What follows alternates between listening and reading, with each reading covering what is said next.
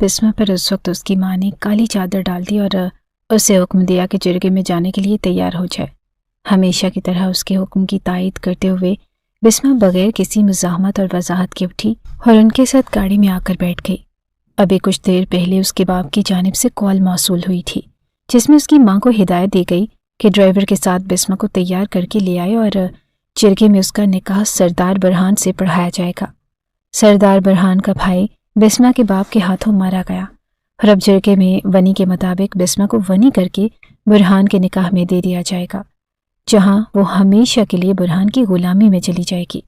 اس علاقے میں ونی ایک معمولی بات تھی، جہاں بسمہ کے گھر والے اس بات کے لیے آسانی سے مان گئے، وہیں بسمہ کو بھی انہوں نے اچھے لفظوں میں قائل کر لیا تھا، اور وہ بھی بنا مزید اس رسم کے بارے میں کچھ بھی جانے سردار برہان سے نکاح کرنے کے لیے تیار ہو گئی۔ جبکہ دوسری جانب سردار برہان اپنی شاندار پرسنالٹی کے ساتھ جرگے میں موجود تھا۔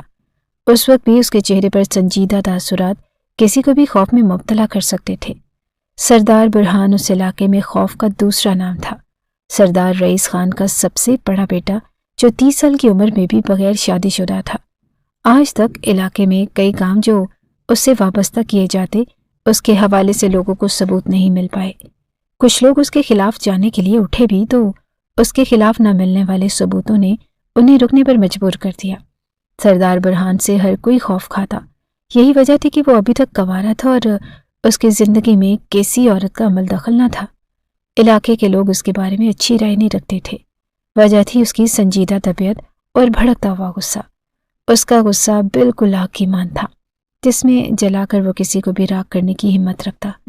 گاڑی رکی تو بسمہ کو گاڑی سے باہر نکالا گیا، جہاں برہان سوچ رہا تھا کہ وہ روتی سسکتی ہوئی کوئی لڑکی ہوگی۔ وہیں اسے یہ دیکھ کر سب سے پہلے حیرت ہوئی کہ وہ بہت کم عمر اور معصوم سی لڑکی تھی، لیکن اس کے باوجود اس کے چہرے پر خود اعتمادی تھی اور ذرا برابر خوف نہ تھا۔ اسے بتا دیا گیا کہ یہاں پر اس کے سردار کے ساتھ نکاح کا اعلان ہو چکا ہے، لیکن اس خبر نے بھی اسے خوف زدہ نہ کیا۔ اعتماد کے ساتھ چلتے ہوئے وہ سردار برہان کے مقابل آ کر بیٹھ گئی۔ وہ برہان سے عمر میں کافی چھوٹی تھی، لیکن اس کے باوجود اس کے چہرے پر اطمینان تھا۔ کچھ دیر کے بعد قاضی کی آمد ہوئی اور جرگے میں ہی ان دونوں کا نکاح ہو گیا۔ نفرت برہان کی اندر تک پھیل گئی۔ وہ جمشید خان کی بیٹی تھی اور وہ ہر حال میں اسے خود سے خوف زدہ اور روتا سسکتا ہوا دیکھنا چاہتا تھا۔ اس کے بھائی ولید کو مار دینے کے بعد وہ لوگ کبھی بھی پرسکون رہنے کے حقدار نہ تھے۔ نکاح ہوتے ہی بسمہ کی ماں نے اسے گلے سے لگاتے ہوئے بتایا کہ وہ ہمیشہ کے لیے سردار برہان کی حویلی میں جا رہی ہے، جہاں ہو سکتا ہے کہ ان دونوں کی ملاقات کبھی بھی نہ ہو۔ اس کی ماں پھر بھی اسے آخری دفعہ ملتے ہوئے آبدیدہ ہو گئی، لیکن وہ ابھی بھی بالکل پرسکون کھڑی تھی۔ اس کے چہرے پر اطمینان تھا اور آنکھوں میں بالکل خوف نہ تھا، جیسے وہ شروع سے سب کے لیے تیار ہو۔ برہان نے پلٹتے ہوئے ایک نظر اس پر ڈالی اور پھر گاڑی کے اندر چلا گیا۔ تھوڑی دیر کے بعد اسے بھی لا کر گاڑی کی پچھلی سیٹ پر بٹھا دیا گیا۔ گاڑی کو موڑتے ہوئے برہان کے سخت تاثرات کو اس کے باپ نے دیکھا۔ وہ جانتے تھے کہ برہان کبھی بھی نکاح اور ونی کے لیے تیار نہیں تھا۔ انہوں نے اس پر اپنی مرضی مسلط کی۔ وہ تو یہ چاہتا تھا کہ خون کا بدلہ خون بہا سے لیا جائے، لیکن انہوں نے ونی کا راستہ اختیار کیا۔ بابا، یہ آپ کا غلط فیصلہ ہے۔ ہمیں ولید کے قتل کے بدلے میں جمشید خان کا سر چاہیے تھا، نہ کہ یہ لڑکی جسے ہم حویلی میں لے جاتے اور پال پوس کر اپنی ذمہ داری میں رکھتے۔ یہ تو بدلہ نہ ہوا۔ جبکہ وہ غصے سے پھنکارتے ہوئے برہان کو سن رہی تھی، اس وقت اس نے اپنی نظر کو اپنی کلائی میں موجود چوڑیوں پر جما رکھا تھا۔ ولید اس دنیا سے چلا گیا ہے اور اب کسی کو مارنے سے وہ واپس نہیں آئے گا۔ میں چاہتا ہوں کہ ایک بار میں مر جانے سے بہتر ہے کہ جمشید خان بھی میری طرح اپنی اولاد کی جدائی میں تڑپ کر مرے۔ بابا، اس لڑکی کو میرے ساتھ ونی کر کے آپ نے حقیقت میں میرے ہاتھ باندھ دیے ہیں۔ اسے خود پر غصہ آ رہا تھا۔ نہ جانے کیوں اسے معلوم ہو رہا تھا جیسے وہ ایک بزدل مرد ہے۔ ونی قبائل کے درمیان ایک طاقتور رسم ہے۔ جانتے ہو کہ یہ موت سے زیادہ سخت ہے۔ یہ احساس ہی جمشید خان کے لیے تکلیف کا باعث بنتا رہے گا کہ اس کی بیٹی تمہاری گرفت میں ہے۔ تم جو چاہو اس کے ساتھ کر سکتے ہو۔ تم اس کے حکمران بن چکے ہو اور اب وہ ساری زندگی جمشید خان کو نہیں مل پائے گی۔ وہ آپس میں یوں بات کر رہے تھے جیسے کہ وہ ان کے درمیان موجود ہی نہ ہو۔ یہ سوچتے ہوئے اس کی آنکھوں کے گوشے نم ہونے لگے۔ اس کے باپ نے نہ صرف ایک انسان کا خون کر دیا بلکہ اس کے بدلے پھر اپنی جان سے پیاری اور لاڈلی بیٹی کو ان کے حوالے کر دیا۔ کیا یہ اذیت کم تھی اس کے لیے؟ برہان نے سنجیدگی کے ساتھ خاموشی اختیار کر لی۔ اس نے دل میں پختہ ارادہ کر لیا کہ وہ اس لڑکی کو ہمیشہ اپنی قید میں رکھے گا اور جمشید خان لمحہ بلمحہ اس کی جدائی میں تڑپتا رہے گا۔ گاڑی حویلی کے اندر داخل ہوئی اور بسمہ دھڑکتے ہوئے دل کے ساتھ اس بڑی حویلی کو دیکھنے لگی۔ وہ جانتی تھی کہ یہاں پر اس کے ساتھ بہترین سلوک نہیں کیا جائے گا، لیکن اب یہ سب کچھ اس کا مقدر تھا اور اس نے تسلیم کر لیا۔ گاڑی سے اترتے ہی برہان کو ایک کال موصول ہوئی اور وہ موبائل کان سے لگا کر ایک سائٹ پر چلا گیا، جبکہ وہ رئیس خان کے پیچھے ہی آہستہ قدموں سے چلتے ہوئی حویلی کے اندر چلی گئی۔ اس وقت اس کا دل خود کو ثابت قدم رکھنے کی تلقین کرنے کے باوجود مسلسل کپکپا رہا تھا۔ اس پر کپکپی طاری تھی، لیکن اس نے اپنے چہرے سے کچھ بھی ظاہر نہ ہونے دیا۔ جو بھی تھا، اس نے رئیس خان کی فیملی کے بارے میں ہمیشہ لوگوں سے اچھا ہی سنا تھا، لیکن برہان کے سخت رویے اور غصے سے ہٹ کر وہ یہاں کسی کو بھی نہیں جانتی تھی، اور لاؤنج میں اس کی جانب رئیس خان نے پلٹ کر دیکھا اور ان کے دیکھتے ہی اس نے نظریں جھکا لی۔ جب وہ ان کی جانب بڑھے، لڑکی، تم یہاں پر کوئی نکاحی عورت نہیں ہو بلکہ ایک نوکرانی ہو، ہمیشہ اپنی حیثیت کو یاد رکھنا۔ ان کا لہجہ اچھا خاصا سخت تھا۔ اس میں بے اختیار ہی جی کہتے ہوئے سر جھکا لیا۔ وہ اسے تلقین کر رہے تھے کہ تم آج کے بعد اس گھر کے سارے معاملات سنبھالو گی اور برہان سے دور رہو گی، کیونکہ تم اس کی حقیقی بیوی نہیں بلکہ ونی میں آئی ہوئی لڑکی ہو۔ وہ خود اپنی حیثیت سے اچھی طرح واقف تھی۔ کچھ دیر کے بعد ایک 19 سالہ لڑکا سیڑھیوں سے اترتے ہوئے دکھائی دیا، جو اسے حیرت سے دیکھ رہا تھا۔ کچھ دیر وہ رئیس خان کے ساتھ کسی موضوع پر آہستہ آواز میں بحث کرتا رہا، لیکن اس نے کان دھرنے کے بجائے اپنے قدم پیچھے ہٹا لیے۔ رئیس خان ان کو چھوڑ کر کمرے میں چلے گئے۔ اسے یہ جان کر حیرت ہو رہی تھی کہ یہاں بھی اس کی ہم عمر کوئی لڑکی یا عورت موجود نہیں تھی۔ اس کی ماں نے اسے بتایا کہ برہان کے 5 بھائی ہیں، جہاں 2 بھائی بیرون ملک تعلیم حاصل کرنے کے لیے گئے ہیں، وہیں پر گھر میں 3 بھائی موجود ہوتے، جن میں اس وقت برہان سب سے بڑا ہے۔ ولید کی ڈیتھ ہو چکی ہے اور پھر 19 سالہ احمد۔ رئیس خان اندر چلے گئے۔ جب اسے اپنے اوپر نظروں کی تپش محسوس ہوئی تو اس نے نظریں اٹھا کر احمد کو دیکھا، جو شاطرانہ نظروں سے اسے گھور رہا تھا۔ پہلی بار اس کے دل میں دھڑکن بے ترتیبی سے تیز ہوئی۔ اس نے نہ جانے کس احساس کے تحت پلٹ کر برہان کو دیکھا، لیکن اسی وقت ولید تیزی سے چلتے ہوئے اس کے قریب آیا اور اس کا ہاتھ سختی سے موڑتے ہوئے اسے اپنی جانب کھینچ لیا۔ تم یہاں پر میرے بھائی کے قاتل کی بیٹی بن کر آئی ہو، میں تمہیں بتاؤں گا کہ اصل سلوک تمہارے ساتھ کیا جائے گا۔ پہلی بار بسمہ کا دل بے ترتیبی سے دھڑکا اور اس کے چہرے پر خوف اور ہراس پھیل گیا۔ ولید نے اسے گھسیٹتے ہوئے دیوار کے ساتھ لگا دیا اور وہ زور سے چیخ پڑی، میں تمہارے ساتھ وہ سب کچھ کروں گا کہ تمہارا باپ تمہیں دیکھتے ہی تڑپ کر مر جائے گا۔ وہ سختی سے اس کے بازو موڑے اسے دبوچے کھڑا تھا۔ جب برہان اندر داخل ہوا اور اسے دیکھ کر سخت نظروں سے گھورنے لگا، احمد، یہ کیا حرکت کر رہے ہو؟ چھوڑ دو اسے، برہان نے سخت لہجے میں کہا تو احمد نے اس کا ہاتھ چھوڑ دیا اور ساتھ ہی وہ حیرت سے برہان کو دیکھ رہا تھا۔ بھائی، یہ آپ کیا کہہ رہے ہیں؟ آپ کس کی حمایت کر رہے ہیں؟ وہ حیرت زدہ لہجے میں کہتے ہوئے برہان کو دیکھ رہا تھا، جبکہ وہ لڑکی جلدی سے احمد سے دور برہان کے پیچھے جا کر کھڑی ہو گئی۔ وہ برہان سے بھی کافی فاصلے پر کھڑی تھی۔ یہ ونی ہو کر یہاں آئی ہے اور میں اس سے ہر حساب کتاب لینے کا حقدار ہوں، لیکن تم اس سے دور رہنا۔ برہان احمد کی ہٹ دھرم رویے کو اچھی طرح جانتا تھا، اسی لیے اسے پیار سے سمجھاتے ہوئے کہنے لگا۔ تبھی وہ اپنے بھائی کی بات سن کر آگ بگولا ہو گیا۔ آخر آپ کو ہو کیا گیا ہے کہ آپ سردار حویلی کے رسم و رواج کو بھول رہے ہیں؟ یہ لڑکی یہاں پر آئی ہے اور گھر کا ہر فرد اس پر حکمرانی کرے گا، صرف آپ نہیں۔ احمد برہان سے سخت نالا نظر آ رہا تھا۔ برہان جانتا تھا کہ وہ ولید کے کس قدر قریب تھا۔ حالانکہ ولید اور برہان دونوں جڑواں تھے، لیکن اس کے باوجود وہ برہان سے زیادہ ولید سے اٹیچ تھا، اور اس کی موت کا سب سے زیادہ افسوس بھی احمد کو تھا۔ کتنے ہی دن احمد کمرے سے باہر ہی نہ آیا، لیکن یہ سب کچھ غلط تھا جو وہ اس لڑکی کے ساتھ کرنے جا رہا تھا۔ اگر تمہیں اس لڑکی پر حکمران بننے کا اتنا ہی شوق تھا تو جرگے کے وقت کمرے سے باہر ہی نہیں آئے، برہان نے طنز کیا، اور احمد اس کی بات سن کر مزید آگ بگولا ہو گیا۔ کہیں ایسا تو نہیں کہ آپ اسے اپنی بیوی مان کے بیٹھے ہیں؟ برہان کو معلوم ہو چکا تھا کہ اس سے بحث کرنا بالکل بیکار ہے، اس لیے وہ کلثوم بیگم کی جانب مڑتے ہوئے انہیں دیکھنے لگا۔ امی، آپ مجھ پر یقین رکھیں، میں آپ کے کھوئے ہوئے بیٹے کا ہر پل حساب لوں گا۔ انہوں نے ایک نظر اس سہمی ہوئی لڑکی کو دیکھا اور ان کے ذہن میں آج سے تقریباً 35 سال پہلے کا منظر دوڑ گیا۔ وہ بھی اس گھر میں رئیس خان کے ساتھ ونی ہو کر آئی تھی۔ پہلی بار انہیں اس لڑکی میں اپنی پرچھائی نظر آئی۔ وہ ٹوٹ چکی تھی کیونکہ حویلی کے مکینوں نے انہیں توڑ دیا تھا۔ رئیس خان پہلے سے شادی شدہ تھے اور وہ شادی انہوں نے اپنی مرضی سے کی تھی۔ اس گھر میں آنے کے بعد اس گھر میں جتنے مظالم توڑے جا سکتے تھے توڑے گئے۔ چاہے رئیس خان ان کے ساتھ اچھا رویہ اختیار کرتے تھے، لیکن ان کے بہن بھائیوں نے کلثوم بیگم کو ہر پل تحقیر آمیز لہجے اور آزمائشوں سے گزارا۔ ہر رات سونے کے بعد ہر صبح ایک نئی قیامت ان کی منتظر ہوتی۔ انہیں رئیس کے قریب ہی نہیں جانے دیا جاتا اور رئیس خان کی بیوی تو ہر وقت اس پر بے دریغ ستم کرتی۔ ساری زندگی انہوں نے ظلم و ستم سہتے ہوئے گزار لی۔ جب رئیس خان کی بیوی اور ان کو ہمیشہ کے لیے چھوڑ کر چلی گئی، تب وہ کچھ حد تک کلثوم بیگم کی جانب متوجہ ہوئے۔ سب سے پہلے 2 جڑواں بیٹے اور پھر یکے بعد دیگرے 5 بیٹوں کی پیدائش کے بعد ہی انہیں اس حویلی میں وہ مرتبہ حاصل ہوا جو سرداروں کی بیوی کو حاصل ہوتا تھا، وہ بھی شاید اسی لیے کیونکہ اب وہ 5 بیٹوں کی ماں تھی۔ مقدر نے اب آ کر ان سے ولید کو چھین لیا۔ اس لڑکی کو دیکھ کر ان کی آنکھوں کے گوشے نم ہونے لگے۔ میں آپ کے درد کو سمجھ سکتا ہوں، لیکن آپ کے سامنے میں اس لڑکی پر ہر لمحہ زندگی تنگ کر دوں گا، لیکن اس گھر میں کوئی اور اس پر حکمرانی نہیں کرے گا۔ احمد کو اپنے بھائی کی بات پر ذرا برابر یقین آیا۔ اسے 100% یقین تھا کہ اس کا بھائی مردوں کے سامنے مردانگی دکھاتا ہے، لیکن وہ جانتا تھا کہ وہ اس لڑکی کو کبھی کچھ نہیں کہہ پائے گا۔ میرا بیٹا اللہ کے حکم سے خدا کے پاس چلا گیا ہے۔ اگر تمہیں بدلہ لینا ہی تھا تو کسی مرد کے مد مقابل آ کر لیتے۔ ایک مظلوم سے کم عمر لڑکی پر پہاڑ توڑ کر تم کون سے بدلے حاصل کرو گے؟ یہ سب کچھ بابا کی مرضی سے ہوا ہے۔ میں تو چاہتا تھا کہ کھڑے کھڑے جمشید خان کو ختم کر دو، لیکن بابا نے ونی کا انتخاب کیا اور اس لڑکی کو میرے ساتھ باندھ دیا۔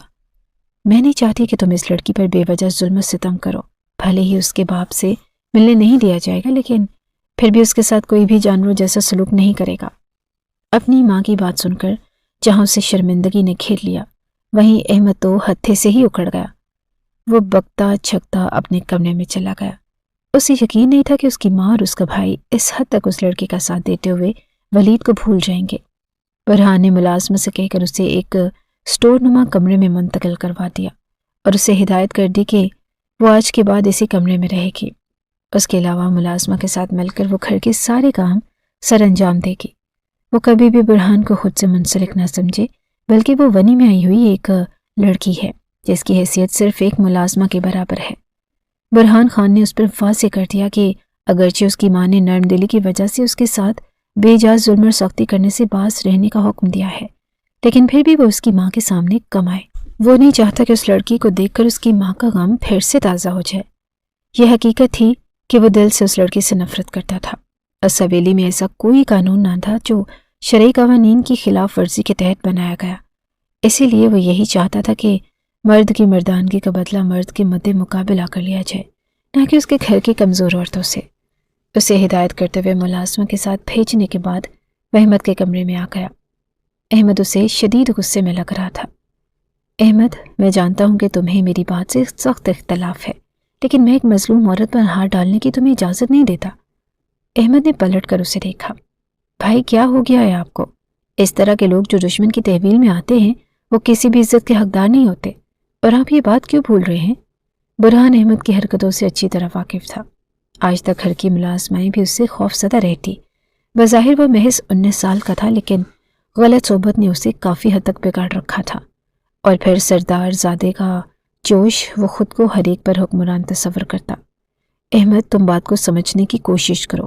ونی میں ہی صحیح، لیکن میرا اس سے نکاح ہو چکا ہے۔ اس پر جو کچھ کروں گا میں خود کروں گا، لیکن تم میری موجودگی یا میری غیر موجودگی میں اس سے دور رہو گے۔ وہ اسے سمجھاتے ہوئے باہر چلا گیا، جبکہ احمد نفرت سے بند دروازے کو دیکھتا رہا۔ نہیں، میں ہر حال میں اس لڑکی تک رسائی حاصل کروں گا۔ وہ جمشید خان کی بیٹی ہے، اور میں جمشید خان کو اس کی اوقات یاد دلا کر رہوں گا۔ اس نے نفرت سے دیکھتے ہوئے دل میں سوچا، ابھی برہان کے فیصلے کے خلاف جانا اس کے لیے ناممکن تھا۔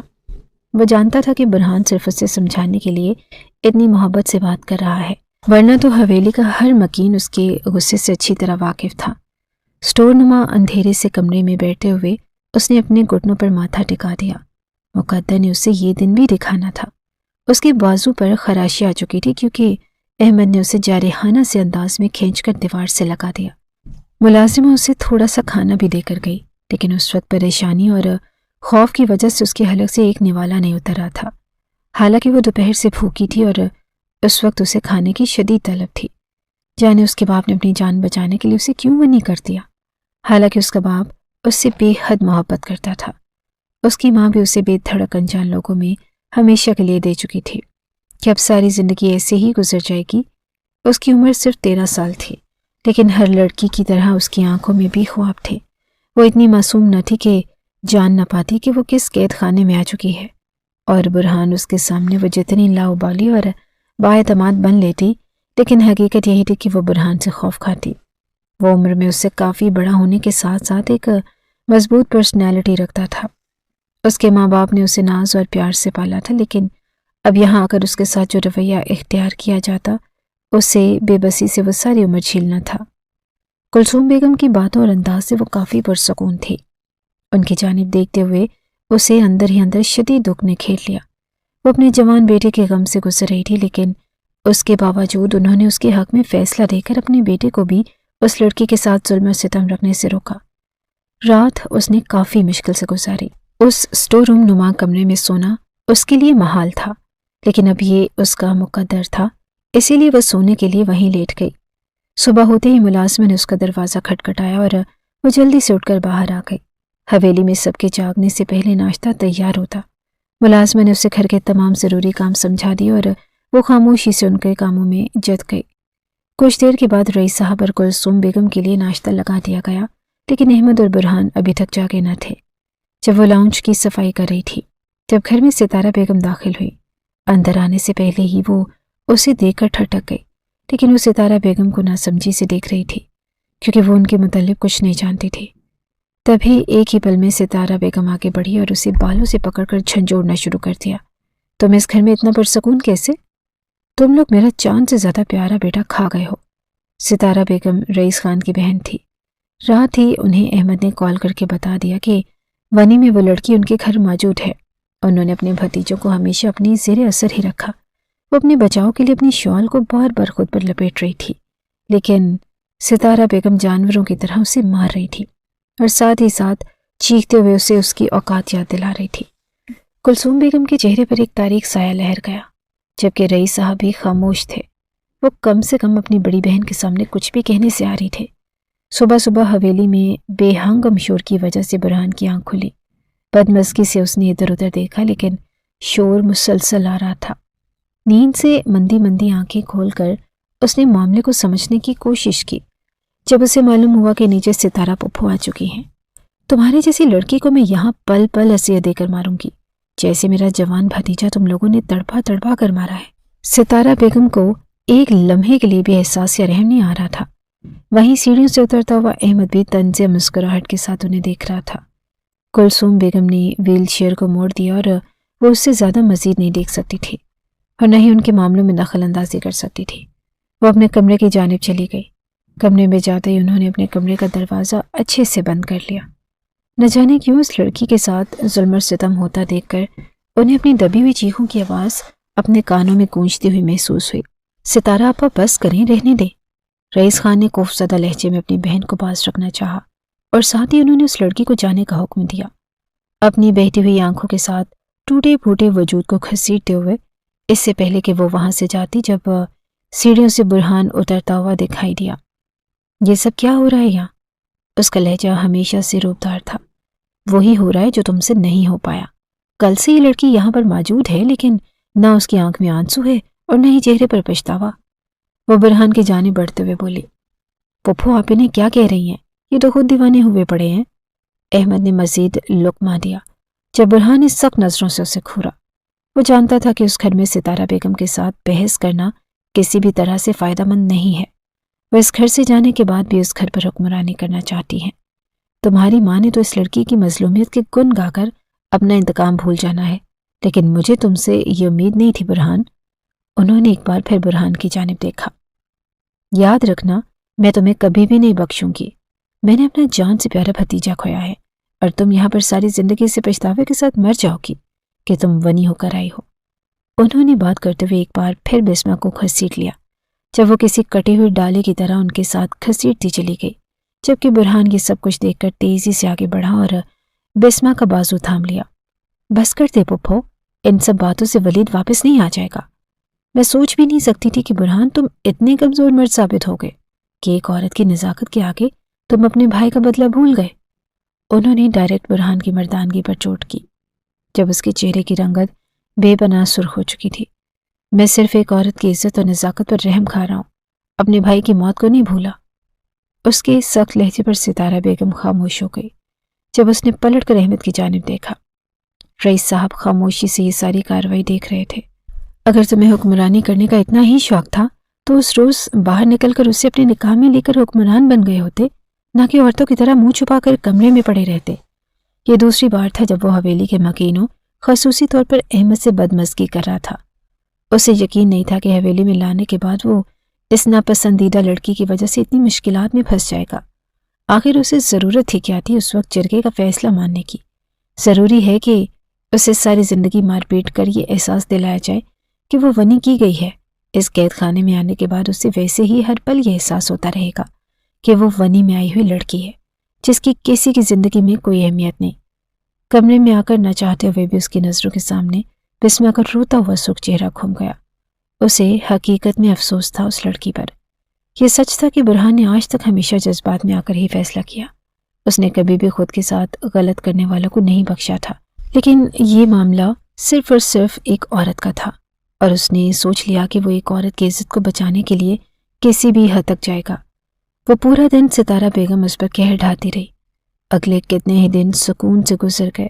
نہ احمد کی جانب سے کچھ غلط کیا گیا تھا اور حویلی میں بھی مکمل خاموشی تھی۔ ستارہ بیگم واپس چلی گئی اور ان کے ساتھ ان کا سخت لہجہ اور غصہ بھی۔ برہان کام کے سلسلے میں مصروف تھا۔ وہ اکثر اس کے سامنے کم ہی آتا یا پھر وہ نظر انداز کیے رکھتا۔ اس روز سب کے چلے جانے کے بعد وہ ہمت کرتے ہوئے کلثوم بیگم کے کمرے میں چلی گئی۔ نہ جانے کیوں اس کا دل کلثوم بیگم کی جانب ہمکتا تھا۔ اس کی دیکھ بھال کے لیے گھر میں ملازمہ موجود تھی، لیکن وہ چاہتی تھی کہ وہ ان کی دیکھ بھال خود کرے۔ اسی لیے اس روز ان کے کمرے میں چلی گئی، اور جب کلثوم بیگم بیڈ پر لیٹی ہوئی تھی، سب سے پہلے گھٹنوں کا درد اور پھر کچھ ایسے مسائل پیدا ہوئے جس کی وجہ سے وہ اپنے پیروں پر زیادہ تر چل پھر نہیں پاتی تھی۔ وہ سلام کرتے ہوئے اندر داخل ہوئے جب کلثوم بیگم نے ایک سنجیدہ نظر اس پر ڈالی، اور تبھی بسما کا سارا اعتماد جھاگ کی طرح بیٹھ گیا۔ کہیں اس نے آ کر غلطی تو نہیں کرتی تھی؟ نہ جانے کلثوم بیگم اس کے ساتھ کیسا رویہ اختیار کرتی۔ اگر آپ کہیں تو میں آپ کے پاؤں دبا دوں؟ اس نے لڑکھڑاتے ہوئے لہجے میں پوچھا تو کلثوم بیگم نے اس بات میں سر ہلا دیا۔ ان کے قریب ہی جگہ بناتے ہوئے وہ ان کے قدموں میں بیٹھ گئی اور اپنے نرم ہاتھوں سے ان کے پاؤں دبانے لگی۔ کلثوم بیگم کافی دیر اسے دیکھتی رہی اور پھر ان کی آنکھوں کے گوشے نم ہو گئے۔ وہ جانتی تھی کہ وہ یہاں پر اپنا کوئی نہ کوئی سہارا تلاش کرنے کی کوشش کر رہی ہے۔ شاید اس قید خانے میں اب اس کا دم گھٹتا ہے۔ انہوں نے سائڈ ٹیبل پر پڑی ہوئی ولید کی تصویر اٹھائی اور اس کے سامنے کر دی۔ بہت فرما بردار تھا، مجھ پر جان نچھاور کرتا تھا۔ ولید کی تصویر کو دیکھتے ہوئے وہ بتا رہی تھی اور ان کی آنکھوں سے آنسو گر رہے تھے۔ بسما کو ولید کو مسکراتا ہوا چہرہ دیکھ کر کافی افسوس ہوا۔ اس سب میں اس کا کوئی قصور نہ تھا، لیکن اس کے باوجود اسے شرمندگی نے گھیر لیا۔ اس کا باپ تمام عمر ایک عیاش طبیعت کا مالک رہا۔ اس کی ماں اس کے باپ سے بے پناہ محبت کرتی تھی، اس لیے اس کے ہر گناہ کو پس پشت ڈال کر اس کی پشت پناہی کرتی رہی۔ اپنی ہٹ دھرم طبیعت کی وجہ سے اور صرف اپنی ساکھ کو قائم رکھنے کے لیے اس نے اپنی بیٹی کو بھی ونی کر دیا، حالانکہ وہ اپنی بیٹی سے بے پناہ محبت کرتا تھا۔ وہ تو جانتی ہی نہیں تھی کہ اس روز کیا ہوا، اور اس کا باپ صرف ایک رات پہلے فارم ہاؤس رکنے کے لیے چلا گیا اور پھر اس نے وہاں سے شکار جانے کا فیصلہ کیا۔ تبھی دوسرے روز وہ خبر ان کے گھر آئی کہ ان کے باپ کی بندوق سے نکلی ہوئی گولی ولید خان کی جان لینے کا باعث بن چکی ہے۔ خان حویلی میں کوہرام برپا تھا۔ ان کا جوان بیٹا موت کے منہ میں چلا گیا۔ سب سے زیادہ رحم زدہ تھی کلثوم بیگم، جن کا کل سرمایہ صرف ان کی اولاد تھی، اور ان کا بیٹا عین جوانی میں ان سے ہمیشہ کے لیے جدا ہو گیا۔ بھلے ہی قدرت میں انہیں 5 بیٹوں سے نوازا تھا، لیکن اولاد کے معاملے میں ماں ہر ایک کے لیے ایک جیسی ہوتی ہے۔ جیسے وہ دوسرے بیٹوں سے محبت کرتی تھی، بالکل ویسی محبت تھی وہ ولید سے کرتی تھی، اور کوئی بھی بیٹا ولید کا خلا پر نہیں کر سکتا تھا۔ اس کی ایک اپنی جگہ تھی۔ میں نہیں جانتی کہ اس روز کیا ہوا، ابا کے ہاتھوں کیسے آپ کے بیٹے کا؟ اس نے جان بوجھ کر بات کو ادھورا چھوڑ دیا۔ وہ سوچ رہی تھی اور الفاظ اس کا ساتھ نہیں دے رہے تھے۔ मैं भी नहीं जानती थी कि उस रोज़ मैं महज 15 साल की थी जब मुझे वनी में रईस खान की दुल्हन बनाकर हमेशा के लिए इस घर रवाना कर दिया गया। ये कबायली दुश्मनियाँ और कबायली तसादुम थे जिनका हिसाब औरतों को चुकाना पड़ता है। उस रोज़ इस घर में आने के बाद मुझे पहली दफ़ा मालूम हुआ कि औरत की हैसियत कितनी कम होती है। और फिर हर रात हर दिन मुझे मेरी हैसियत के बारे में बताया गया। बिस्मा की आंखों से आंसू बह रहे थे। उसे यूं मालूम हो रहा था जैसे कुलसूम बेगम के सामने उसके दुख कुछ भी नहीं। बुरहान भले ही उसे अपनी बीवी नहीं समझता था, लेकिन फिर भी वो लोगों के सामने डटकर उसका दिफा करता और दूसरों को उस पर जुल्म सितम करने से बाज रखता। काफ़ी देर वो कुलसूम बेगम के पांव दबाती रही। एक अजीब से सुकून ने उसे अपनी लपेट में ले लिया। उसे यूं महसूस हुआ जैसे उसने कुछ वक्त अपनी माँ के साथ गुजार लिया। थोड़ी देर के बाद कुलसूम बेगम के आराम की गर्ज से वो कमरे से बाहर आ गई। दाखिली दरवाजे से अंदर आते हुए बुरहान ने उसे एक नज़र देखा और फिर उसके चेहरे पर संजीदगी फैल गई। वो उसकी माँ के कमरे से क्यों निकल रही थी? ये सोचते हुए वो कुलसूम बेगम के कमरे की तरफ चला गया। बिस्मा ने भी एक नज़र बुरहान को देखा और फिर तेजी से किचन की जानिब चली गई। अहमद उस वक्त अपने कमरे में था जब उसे सितारा बेगम की कॉल मौसूल हुई। यहाँ के हालात कैसे हैं शहजादे? बिल्कुल वैसे ही जैसे आप देख कर गई थी। ये सुनते ही सितारा बेगम गुस्से से आग बगोला थी। काश वनी में उस लड़की का निकाह बुरहान की जगह अहमद से हो जाता। उन्होंने अपने जहन में तरकीब लड़ाते हुए अहमद को मोहरे के तौर पर इस्तेमाल किया और अहमद जो पहले ही उस सब की तलाश में था उनके गलीज मंसूबे का हिस्सा बन गया। वह मुकम्मल प्लानिंग बताते हुए उसे कायल कर रही थी कि और दूसरी तरफ अहमद के चेहरे पर शैतानी मुस्कुराहट फैलती जा रही थी। अब जैसा मैंने समझाया है तुमने बिल्कुल वैसा ही करना है। आप फिक्र न करें पुप्पो, अब आप देखती जाएं कि मैं करता क्या। अहमद की बात सुनकर वो खुशी से खिल उठी। अहमद हकीकत में सरदारी खून का असर रखता था और ये बात उन्हें निहाल कर देती। उन्होंने आज तक उस घर में कुलसूम बेगम को तस्लीम नहीं किया था, तो उस कल की आई हुई लड़की को कैसे तस्लीम कर लेती? ये उनकी शान और गुरूर के खिलाफ था। उसी शाम रईस खान को सितारा बेगम की जानिब से कॉल मौसूल हुई। कैसी हैं आपा? रईस खान हमेशा की तरह बड़ी बहन की हैसियत से सितारा बेगम की बेहद इज्जत किया करते। ठीक हूँ रईस, उस रोज़ तुमसे तफसीलन मुलाकात नहीं हो सकी और बुरहान के साथ भी अच्छी खासी बदमज़गी हो गई। तो तुम जानते हो ना कि तुम्हारी आपा का तुम्हारे और तुम्हारे बच्चों के अलावा दिल नहीं लगता। उनकी फिक्र को देखते हुए रईस खान के चेहरे पर मुस्कुराहट फैल गई। अरे आपा, आप कल दोबारा आ जाए, मिलकर बच्चों के साथ दोपहर का खाना खाते हैं। अजान और शहीर भी आपके मुतालिक पूछ रहे थे। मैं नहीं आ सकती, इसलिए तुम्हें कॉल की है कि कल घर के तमाम अफराद को लेकर तुमने दोपहर का खाना मेरे यहाँ खाना है। उन्होंने खाने के मुतालिक उन्हें हिदायत दी और साथ में बार बार ये भी समझाया कि घर के तमाम अफराद को आना है। रईस खान ने सबको उनकी दावत के मुतालिक बता दिया और ये हिदायत भी दे दी कि कल घर के तमाम अफराद दोपहर का खाना सितारा बेगम के घर खाने के लिए चलेंगे। वो जानते थे कि उनकी बहन गुस्से की थोड़ी तेज़ है, लेकिन दिल की बहुत नर्म है और यही गलतफहमी उनको लेकर डूबने वाली थी। जबकि ये सुनते ही पास बैठे अहमद के चेहरे पर एक शातिराना मुस्कुराहट फैल गई। घर के किसी भी फर्द ने उसकी मुस्कुराहट की जानिब तवज्जो न दी। पुप्पो का यूं अचानक सबको दावत पर बुलाना और खसूसी तौर पर हिदायत करना कि सबको लेकर आए, वरना वो जब भी दावत पर बुलाती तो कुलसूम बेगम को ना लाने की ताकीद करती। बुरहान को थोड़ा अजीब लगा, लेकिन फिर बाप के चेहरे पर फैली मुस्कुराहट देखकर वो खामोश हो गया। वो जानता था कि उसका बाप सितारा बेगम से बेहद मोहब्बत करता है। अगले दिन वो सभी जाने के लिए तैयार थे और खसूसी तौर पर अहमद हद से ज़्यादा एक्साइटमेंट का मुजाहरा कर रहा था। बुरहान को एक बार फिर अजीब तासुरात ने घेर लिया। चाहे अहमद किसी भी पार्टी और दावत को उनके साथ अटेंड नहीं करता था, आज वो इतना एक्साइटेड था सितारा बेगम के घर जाने के लिए। वाह अहमद, तुम तो आज बड़े ठाठ से तैयार हुए हो, बुरहान ने उसे देखते हुए मुस्कुराते कहा। जब अहमद उसकी जानिब देखकर मुस्कुरा उठा। आपको जेलस होने की ज़रूरत नहीं भाई, इस घर में आपसे ज़्यादा हैंडसम लड़का मौजूद है। उसकी बात सुनते हुए बुरहान उसके चेहरे पर मुस्कुराहट फैल गई। ये अच्छा था कि अहमद ने अपनी ज़िद को छोड़ते हुए अच्छा लहजा अपना लिया था, वरना उस बदमज़गी के बाद उनके दरमियान कोई अच्छी बात नहीं हुई थी, बल्कि अहमद उसे काफ़ी बदगुमान नजर आता। हवेली के तमाम मेंबर्स गाड़ी पर सितारा बेगम के घर की जानिब रवाना हो गए। बिस्मा के लिए ये हैरत अंगेज़ बात थी कि हवेली में उसके अलावा अहमद ने ख़ास मुलाजमों को हिदायत कर दी थी कि तमाम मुलाजमाएँ हवेली के अंदरून खाने से चली जाएं।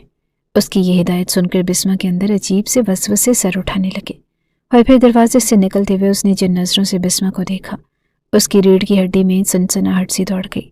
بے اختیاری اس نے دعا کی تھی کہ کاش برہان یہاں سے نہ جاتا، لیکن سبھی لوگ وہاں سے چلے گئے۔ کچھ دیر کے بعد اندرون خانے سے تمام ملازمائیں بھی چلی گئی اور وہ اکیلی رہ گئی۔ بجائے اس کے کہ وہ مرکزی دروازے کو اچھی طرح بند کر دیتی، وہ اسٹور روم نما کمرے میں چلی گئی اور اسے اچھی طرح بند کر کے اندر بیٹھ گئی۔ خوف کی وجہ سے اس کے چہرے کی پلاہٹ واضح تھی۔ بے اختیار ہی اسے اپنے والدین کا گھر یاد آنے لگا۔ کتنی پرسکون وہ رہا کرتی تھی، اور یہاں پر ہر لمحہ اس کا اسی خوف سے گزرتا رہا کہ نہ جانے کس لمحے میں اس کی عزت کو تار تار کر دیا جائے۔ حویلی کے کسی مکین سے اسے خوف نہیں آتا تھا، سوائے اس لڑکے کے جو ہمیشہ اسے آر پار ہوتی نظروں سے دیکھتا تھا۔ حالانکہ وہ برہان کے نکاح میں تھی، لیکن برہان اس کی جانب آنکھ اٹھا کر بھی نہیں دیکھتا تھا۔ جب سے وہ حویلی میں آئی، برہان اور وہ آپس میں ہم کلام تک نہ ہوئے۔ ستارہ بیگم کے گھر پہنچتے ہی ستارہ بیگم خوش دلی سے ان سے ملی۔ گھر میں بہترین کھانوں کا انتظام کیا گیا اور اس وقت لاؤنج میں سبھی خوش گپیوں میں مصروف تھے۔ ستارہ بیگم کے دل میں یہ خواہش ہمیشہ انگڑائی لیتی رہتی کہ وہ برہان کے لیے اپنی بیٹی سمن کو پسند کرتی تھی۔ وہ چاہتی تھی کہ سمن ہی برہان کی بیوی بنے، لیکن برہان کے اکھڑے اکھڑے لہجے اور سنجیدہ طبیعت کی وجہ سے سمن اس سے دور ہی رہتی تھی۔ باتوں کے درمیان کسی کو اندازہ ہی نہ ہوا کہ احمد کب نامحسوس طریقے سے موبائل پر کال آنے کے بہانے باہر اٹھا اور پھر واپس ہی نہ آیا، جبکہ کسی نے بھی اس کی غیر موجودگی کو محسوس نہ کیا تھا۔ اس وقت گاڑی میں بیٹھ کر اس نے گاڑی باہر کی جانب موڑ دی۔ اس روز اس کے اور ستارہ بیگم کے درمیان یہی طے پایا کہ ستارہ بیگم ان سب کو دعوت میں بلائیں گی اور تب احمد وہاں سے چلا جائے گا۔ اس روز اس نے اپنے غلط ارادوں کو تکمیل دینی تھی، اور مقابل کا دل عزت گنوانے کے خوف سے پہلے ہی لرز رہا تھا۔ خالی صندوق نما پڑے ہوئے باکس کو اس نے گھسیٹتے ہوئے دروازے کے آگے جما دیا۔ نہ جانے کیوں اسے محسوس ہو رہا تھا جیسے احمد واپس لوٹ آئے گا، ورنہ اسے کیا ضرورت تھی ملازموں کو یہاں سے بھیجنے کی۔ اور بالآخر ایسا ہی ہوا۔ گاڑی حویلی کے اندر داخل کرتے ہوئے وہ گاڑی سے اتر آیا۔ اس کے حکم کے مطابق کوئی بھی ملازمہ وہاں پر موجود نہ تھی۔ اب اس گھر میں وہ تھا اور بسمہ، وہ جو چاہے اس کے ساتھ کر سکتا تھا۔ اس نے ایک لمحے کے لیے بھی نہیں سوچا کہ وہ اس کے بھائی کے نکاح میں ہے یا اس کے بعد اس کے ساتھ کس طرح کا سلوک کیا جا سکتا ہے۔ وہ اندر بڑھا جب اسے وہ لاؤنج اور کچن میں نظر نہ آئی۔ کافی دیر اسے تلاش کرتا رہا اور پھر اسے پکارنا شروع کر دیا، جبکہ اپنے نام کی پکار کو سنتے ہی وہ لرز اٹھی تھی۔ اس کا دل شدت خوف سے کپ کپا رہا تھا اور آنکھوں سے آنسو بہہ رہے تھے۔ اس کے لب مسلسل دعا کر رہے تھے اپنی عزت کی حفاظت کی، جبکہ سامنے صرف مایوسی اور موت تھی۔ آج یہاں کوئی بھی اسے بچانے والا نہ تھا، نہ ہی برہان اور نہ ہی کلثوم بیگم۔ وہ کافی دیر اسے ڈھونڈتا رہا، جب اس کی نظر اسٹور روم کے بعد دروازے پر پڑی اور وہ مسکراتا ہوا اس جانب چلا آیا۔ اسے پتہ چل گیا تھا کہ وہ اس وقت اسٹور روم کے اندر ہے اور دروازے کو بھی اس نے اچھی طرح بند کر رکھا ہے۔ اس نے دروازہ کھٹکھٹایا اور ساتھ ہی بسمہ کو باہر آنے کا حکم دیا، جبکہ وہ خاموشی سے اندر بیٹھی رہی۔ وہ کبھی بھی دروازہ نہیں کھول سکتی تھی۔ اس معصوم لڑکی کے چہرے پر پسینے کے ننھے ننھے قطرے چمک رہے تھے اور آنکھوں میں خوف اور ہراس تھا۔ میں تمہیں آخری بار کہہ رہا ہوں، دروازہ کھولو ورنہ میں دروازہ توڑ دوں گا۔ احمد کی چنگھاڑتی ہوئی آواز اس کی سماعتوں سے ٹکرائی تو وہ مزید خوف زدہ ہو گئی۔ خدا کے لیے یہاں سے چلے جائیں، وہ روتے ہوئے آہستہ آواز میں کپ کپا کر بولی، جبکہ مقابل پر اس کا کوئی اثر نہیں ہوا تھا۔ کچھ دیر کے لیے مکمل خاموشی چھا گئی۔ اس کے دل میں قدر اطمینان پیدا ہوا۔ ہو سکتا ہے کہ وہ شخص چلا گیا ہو۔ تبھی اسٹور روم کی کھڑکی پر زوردار طریقے سے دستک ہوئی اور اس نے پلٹ کر دیکھا۔ اسٹور روم کی کھڑکی پر کنڈی لگانا وہ بھول چکی تھی۔ اسے اپنی حماقت کا احساس ہوا۔ اس سے پہلے کہ وہ آگے بڑھتی، اسے اچھی طرح بند کر دیتی یا ہمت کا مظاہرہ کرتی، جب وہ کھڑکی سے کودتے ہوئے اندر داخل ہوا۔ بسمہ خوف سے اٹھتے ہوئے کونے میں دبک کر بیٹھ گئی۔ اس کے ہاتھ اور پاؤں کانپ رہے تھے۔ وہ سوچ بھی نہیں سکتی تھی کہ اس کے ساتھ یہ سب کچھ ہوگا، جبکہ احمد مسکراتے ہوئی نظروں سے اسے دیکھتے ہوئے اس کی جانب قدم بڑھانے لگا۔ بسمہ نے اس کے سامنے ہاتھ جوڑ دیے اور کہا کہ خدا کے واسطے مجھے چھوڑ دیں، مجھے جانے دیں یہاں سے۔ اس نے واپسی کے لیے قدم اٹھائے جب احمد نے اسے بازو سے پکڑتے ہوئے جھنجھوڑ ڈالا۔ ونی میں آئی ہوئی لڑکیوں کی عزت نہیں ہوتی۔ آج میں تمہیں تمہاری حیثیت کے بارے میں بتاؤں گا۔ وہ اس کی جانب قدم قدم بڑھ رہا تھا، جبکہ وہ اپنا بازو چھڑاتے ہوئے اسے خود سے دور دھکیل رہی تھی۔ خدا کے لیے مجھے چھوڑ دے، اور پھر اس کے ساتھ ہی اس نے برہان کو پکارنا شروع کر دیا۔ آج پہلی بار خوف کے شدید عالم میں اس نے برہان کو آواز دی۔ اس کی اس حرکت پر احمد کا قہقہا بلند ہوا۔ آج تو تم جسے مرضی بلاؤ، کوئی بھی تمہاری مدد کے لیے نہیں آئے گا، میں مکمل انتظام کے ساتھ آیا ہوں۔ احمد نے اسے اپنے قریب گھسیٹ لیا اور پھر بری طرح اس کے کپڑوں کو نوچنے لگا۔ اس کی قمیض جگہ جگہ سے پھٹ چکی تھی اور وہ بھرپور مزاحمت کر رہی تھی، لیکن اس کے باوجود وہ خود کو بچا نہیں پا رہی تھی۔ بالآخر وہی ہو رہا تھا جس کا اسے خوف تھا۔ اس نے تو سوچا تھا کہ یہاں آ کر اس کی عزت محفوظ ہے، لیکن اب وہ عزت بھی گنوا رہی تھی۔ مجھے چھوڑ دیں اور مجھے جانے دیں یہاں سے، میں مر جاؤں گی، وہ مسلسل منت سماجت کر رہی تھی۔ جب اس نے بے دردی سے اسے بالوں سے پکڑ کر فرش پر گرا دیا، وہ مکمل طور پر اس پر حاوی ہو رہا تھا۔ اس کے چہرے پر، اس کے جسم پر وہ جا بجا نشانات چھوڑ رہا تھا۔ اس کے کپڑے مکمل طور پر پھٹ چکے تھے اور اب وہ اس کے سامنے بے پردہ تھی۔ ایک معصوم سی بدلے کی آگ میں وہ خدا کی خوف کو بھول چکا تھا۔ وہ روتی رہی اور سسک کر اپنی عزت کی بھیک مانگتی رہی، اور وہ اسے درندوں کی طرح نوچتا رہا۔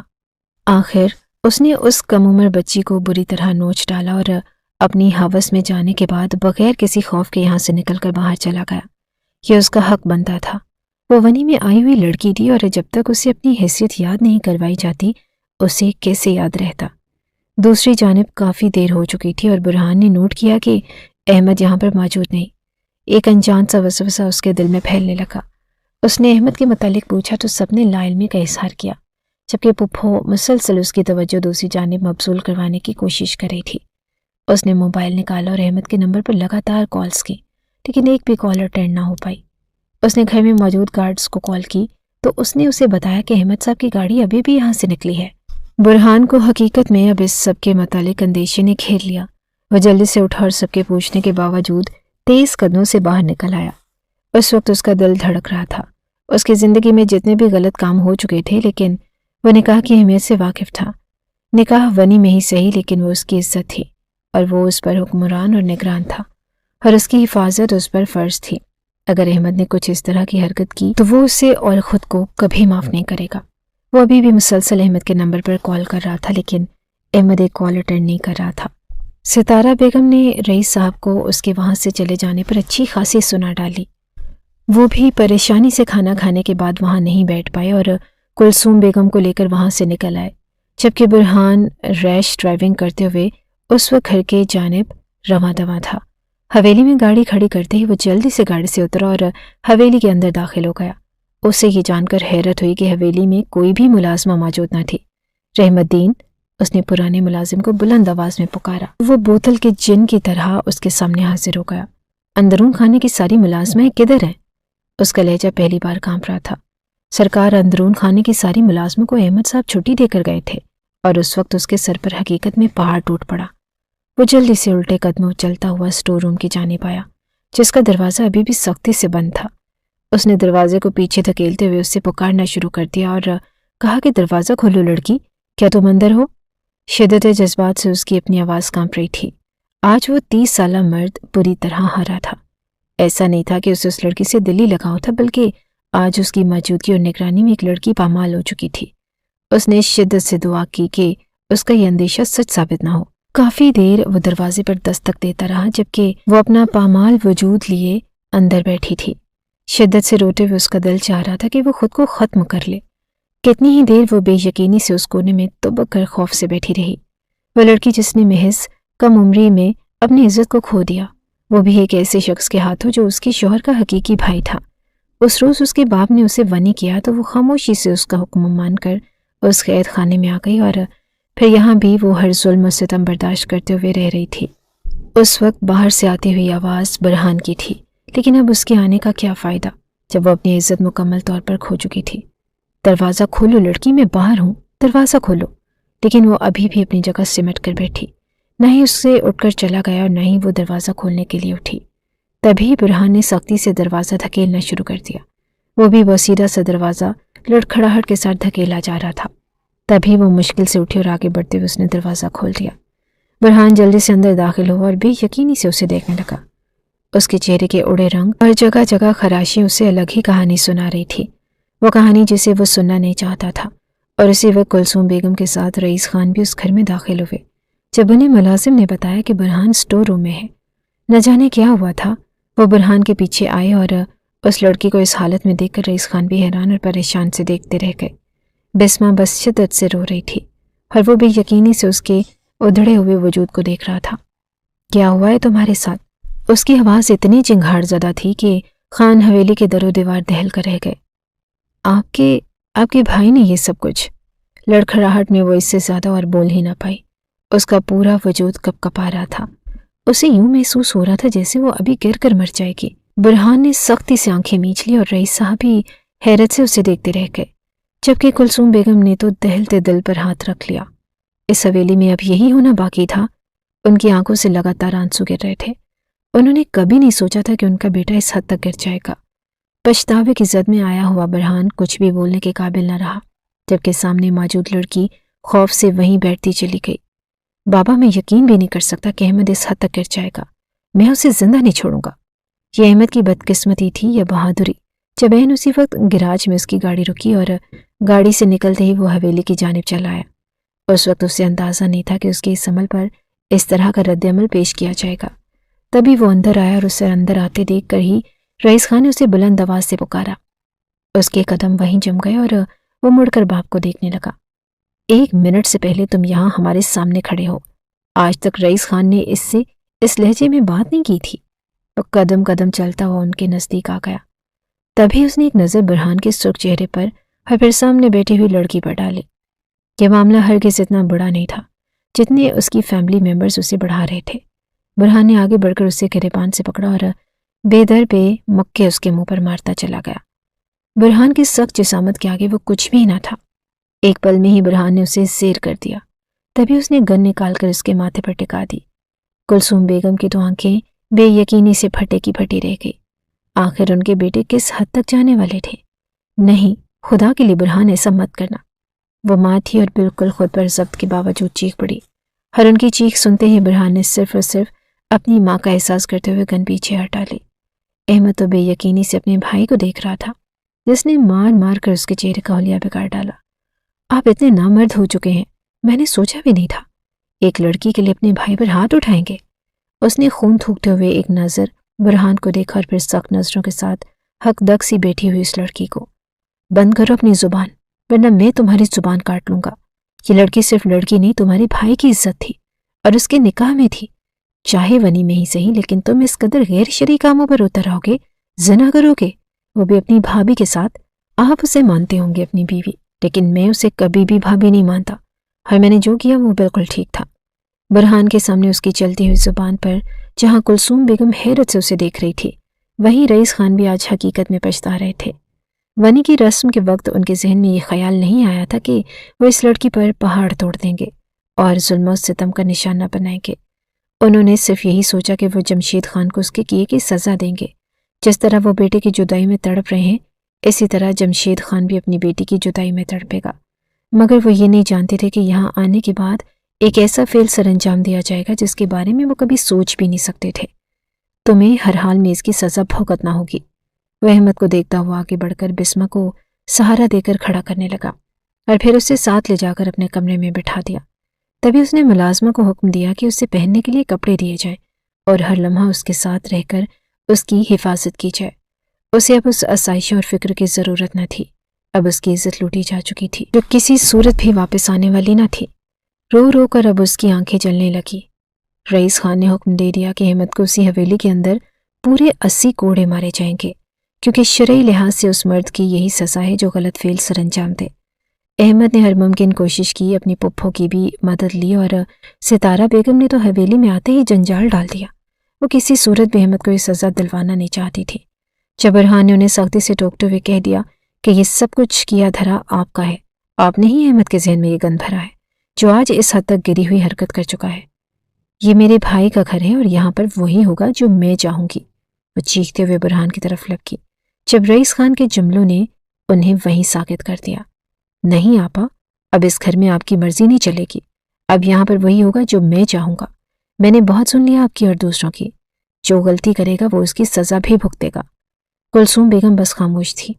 وہ خاموشی سے اپنے کمرے میں چلی گئی اور جو کچھ ہو رہا تھا وہ ان کے لیے ناقابل برداشت تھا۔ بسمہ کو کسی چیز کی فکر نہ تھی، اسے بس خوف نے اس قدر جکڑ لیا کہ اس نے پھر پلٹ کر نہ دیکھا۔ اس کے باپ کے کانوں تک یہ خبر پہنچی اور وہ کس قدر پچھتایا، یا پھر حویلی میں اس کے مجرم کو کیا سزا سنائی گئی جو ملازمہ اس کی حفاظت کے لیے مامور تھی۔ وہ دن رات اس کی حفاظت کرتی اور اسے پین کلر دیتی، اور اس وقت بھی وہ شدید بخار میں پھونک رہی تھی۔ برہان تو خود کو اس کے ساتھ نظریں ملانے کے قابل نہیں سمجھتا تھا۔ بابا، آخر آپ ایسا کیسے کر سکتے ہیں؟ ایک غیر لڑکی کی وجہ سے آپ میرے لیے اس سزا کا انتخاب کریں گے؟ وہ باپ کو دیکھتے ہوئے پھٹ پڑا۔ اسے یقین نہیں تھا کہ اس کا باپ اور بھائی اس حد تک جائیں گے۔ تم جانتے ہو کہ تم نے غلطی نہیں، گناہ کیا ہے۔ اگر یہ محض غلطی ہوتی تو میں تمہارے لیے سب سے پہلے معافی کا انتخاب کرتا، لیکن ہر گناہ کی سزا ہوتی ہے، اور خصوصاً اس گناہ کی۔ تم ایک لڑکی کی عزت کو داغدار کر چکے ہو۔ اس کے کسی بھی مزاحمت کو خاطر میں نہیں لایا گیا۔ اس روز حقیقت میں برہان کی موجودگی میں ہی رئیس خان نے خود لون میں اسے کھینچتے ہوئے لے جا کر اپنے سامنے پورے 80 کوڑے لگوائے۔ ہر شخص نے اس روز رئیس خان کے انصاف کو دیکھا تھا۔ اس کی دردناک چیخوں کی آواز حویلی کے در و دیوار کو ہلا رہی تھی۔ جہاں ایک کوڑا لگنے پر وہ چیختے ہوئے لرز جاتا، وہیں اس کی چیخیں بسمہ کی سماعتوں سے بھی ٹکرا رہی تھی، لیکن اس کے باوجود اس کی آنکھوں سے آنسو موتیوں کی طرح گر رہے تھے۔ وہ لوگ خواہ جتنے بھی برے سہی، لیکن پھر بھی اس کے ساتھ کسی بھی طرح کی ناانصافی کے مرتکب نہیں ہوئے، سوائے اس لڑکے کے جسے اس کے باپ نے خود سزا دی تھی، اور اس کا شوہر جو پہلے اس نام کی حد تک بھی منسلک نہیں رکھتا تھا، آج ہر حالت میں اسے انصاف دلوانے پر تلا تھا۔ کتنی ہی بار وہ خود اس کے سامنے ڈھال بن کر کھڑا ہو گیا۔ اگر اس کی عزت چلی گئی تھی تو اس کے مجرم کی بھی عزت بحال نہیں ہو سکتی تھی۔ لوگوں کی نظر میں اس نے اپنا کردار کھو دیا، اور یقیناً اس چیز نے بھی اسے اندر تک ہلا کر رکھ دیا ہوگا۔ کیا ہو جائے اگر باپ اپنے مجرم بیٹے کو پکڑ کر خود سزا کے کٹہرے میں لے آئے اور اسے ایسی سزا دلوائی جو رہتے لوگوں کے لیے عبرت کا نشان بن جائے؟ آخر یہ سماج کب تک ونی جیسی رسموں کے خلاف جا کر کوئی فیصلہ کرے گا؟ آخر کب تک ایک عورت کو اس جرم کی سزا دی جائے گی جو جرم اس کے گھر کے مردوں سے ہوا ہے؟ برہان کافی دیر لان میں بیٹھ کر یہی باتیں سوچتا رہا۔ اس روز اس نے پختہ ارادہ کر لیا کہ وہ اپنے نام سے منسوب اس لڑکی کو ہر حال میں وہ عزت اور مقام دلوائے گا جو وہ نہیں دلوا پایا۔ یہی سوچتے ہوئے وہ اندر داخل ہوا جب بسمہ بیڈ پر آنکھیں موندے لیٹی ہوئی تھی۔ اب وہ کافی بہتر تھی ذہنی اور جسمانی حالت سے، لیکن آج بھی اس کے چہرے پر وہ دردناک تحریر رقم تھی۔ اس کے معصوم سے چہرے کو دیکھتے ہوئے اس نے خود سے پختہ عہد کیا، وہ اس چہرے پر ایک بار پھر وہ شوخی لے آئے گا جو شوخی اس نے جرگے میں دیکھی۔ ایک عورت کو عزت کے علاوہ اور کچھ بھی نہیں چاہیے ہوتا، اور یہ اس وقت اب اس کا محرم ہی اسے دلوا سکتا ہے۔